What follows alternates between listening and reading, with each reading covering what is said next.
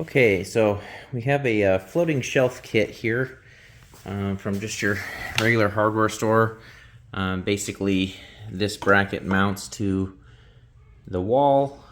These slide into these holes and it holds it up.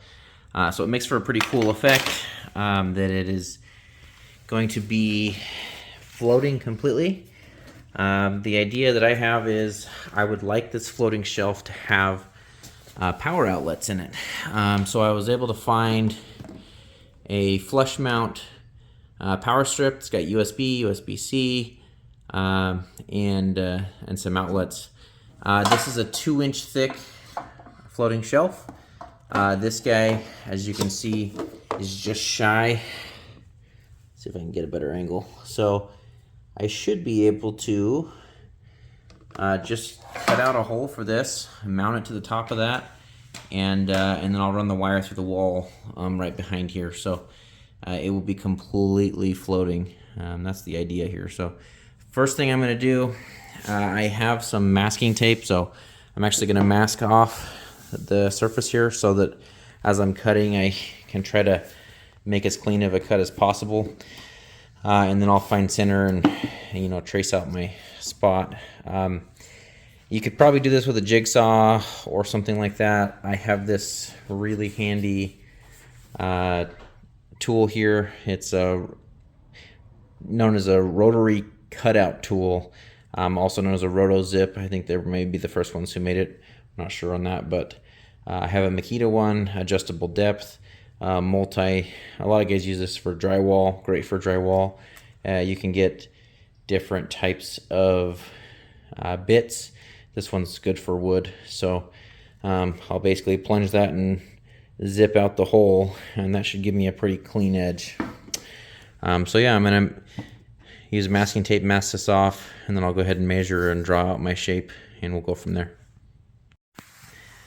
Alright, so we found our center mark, and then I went ahead and just traced the bottom of that guy.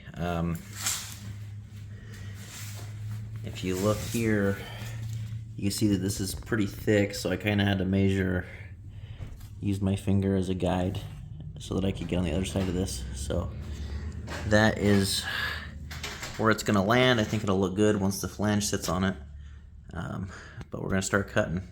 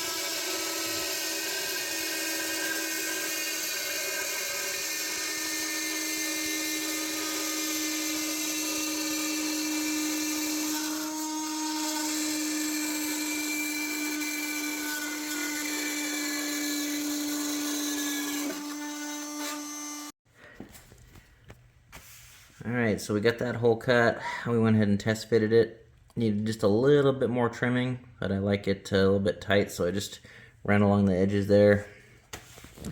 And then I came back here and popped myself kind of an ugly hole, but it'll be hidden, just big enough for that plug-in to come out right there. So probably gonna have to put a pretty similar hole in the wall very carefully right behind this, so we can tuck that wire.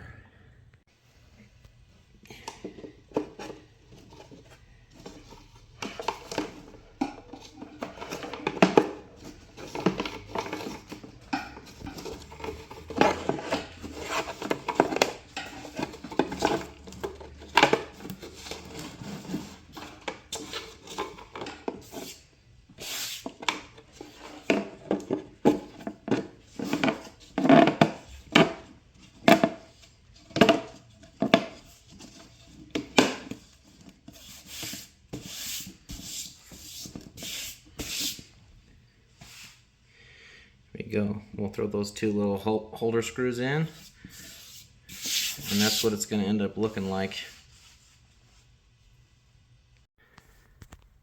Alright, it's got away from me a little bit because I didn't realize there was a stud right there. I was trying to pop this out right here, but I had to go left just a little bit. So I'll probably just patch that up if I ever move this shelf. But basically the shelf will, the frame will mount across here, and there'll be just a small gap. It actually gets covered by the shelf when it goes on, but there'll be a small gap for that wire to pop through here. What we're going to do is just fish this straight down. We're going to put basically a cable pass-through outlet, one gang right here, that cable will pass through, and it will run down the wall because I got a plug in just right there. Alright, so we got this all mounted. There's just going to be a tiny crack which will be covered up once this fits in here, but basically we fished the wire down through one of these. It's going to have a cute little cover on it, and then that will plug in over yonder. But we're going to go ahead and get this mounted.